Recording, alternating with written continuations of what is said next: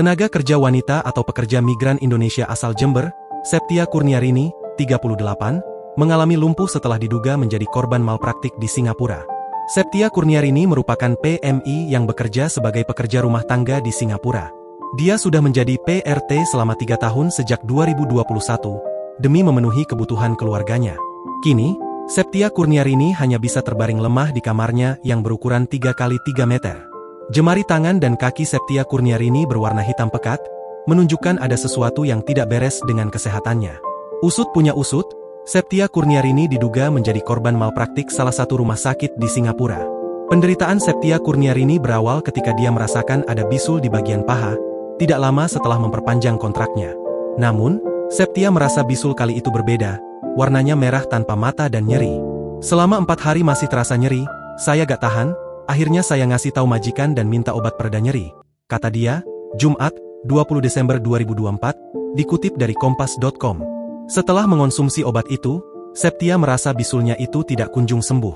Akhirnya, Septia pun disarankan untuk berobat ke rumah sakit di Singapura. Singkat cerita, Septia pun akhirnya menjalani operasi. Namun, dia justru mengalami koma selama 9 hari. Saat terbangun dari koma, Septia terkejut melihat kondisi tangan dan kakinya yang berwarna hitam pekat, diikat dan dibungkus kain. Saya juga tidak tahu kenapa kaki saya sampai diikat hingga tidak bisa bergerak, ujar dia. Septia bercerita, selama menjalani perawatan, tidak ada satupun petugas dari Kedutaan Besar Republik Indonesia yang menjenguknya. Septia yang berada jauh dari keluarga dalam keadaan lemah pun merasa amat terasing. Setelah 13 hari, ia dipulangkan ke Indonesia oleh majikannya, namun tidak ke Jember, melainkan ke rumah sakit di Batam menggunakan kapal feri. Saya istilah kata dibuang ke Batam. Baju, HP, dan gelang saya diambil majikan, saya tidak bawa apa-apa, ungkap dia sedih. Di Batam, ia dirawat selama seminggu dengan biaya ditanggung sang majikan. Ironisnya, majikannya sempat meminta uang kepada keluarga Septia untuk menutupi biaya perawatan di Singapura, tetapi Septia menolak. Saya merasa seharusnya majikan bertanggung jawab dengan kondisi saya, cetus dia.